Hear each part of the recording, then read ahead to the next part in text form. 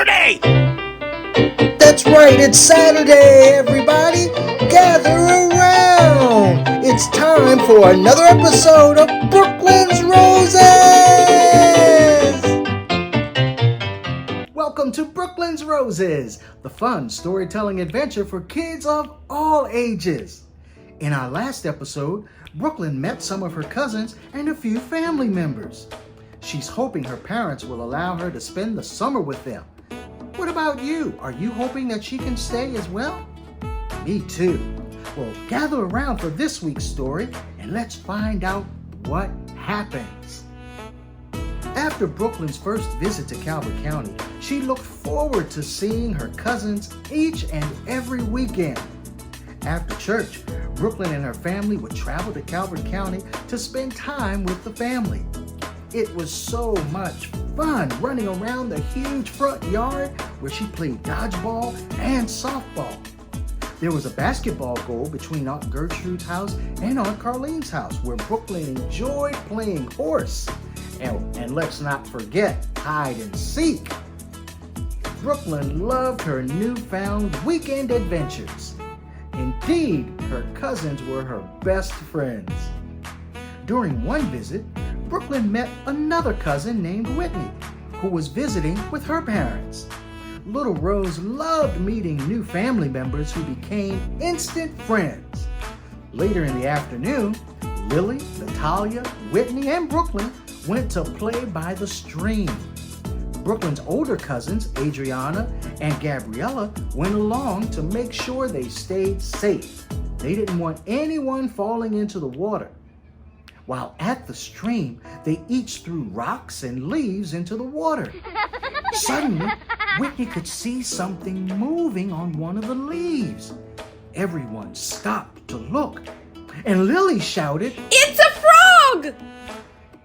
The frog began to hop across the leaves toward the girls, and they became nervously excited. When the frog reached the edge of the stream, he stopped, looked up, and he said to the girls, "Do you know who I am?" The girls looked at each other in amazement. This was a talking frog. A frog just asked them a question. Brooklyn bravely replied, "You're a frog!" "That's right," said the frog. "My name is Mr. Govaneck, and this here stream is home to me and other animals and insects." This was absolutely amazing. A frog was talking to them. Who would believe this? Brooklyn gently knelt by the stream and whispered to the frog. "What do you do, Mr. Govaneck?" In disbelief, Lily said, "Brooklyn's talking to a frog?"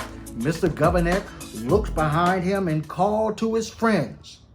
"Ribbit, this little Rose just asked me what I do. Can I get a little help, please? See, I'm the governor of this here stream. I look after the little ones and their parents. We all have a big job to do. So gather round as I share the news. You're about to learn the Govaneck groove.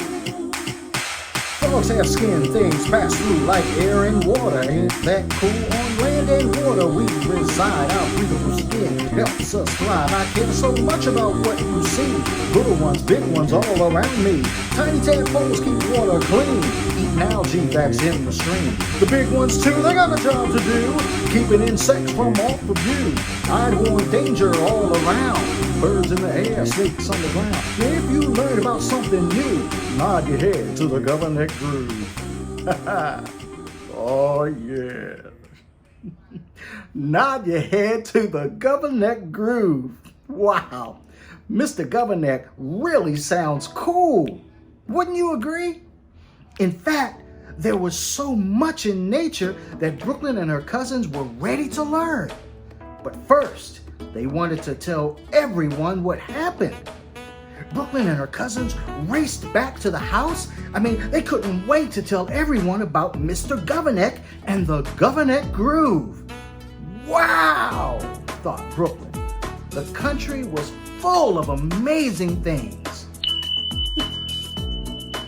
I hope you will join us next week to find out what other adventures Brooklyn and her cousins get into. Who will they meet next?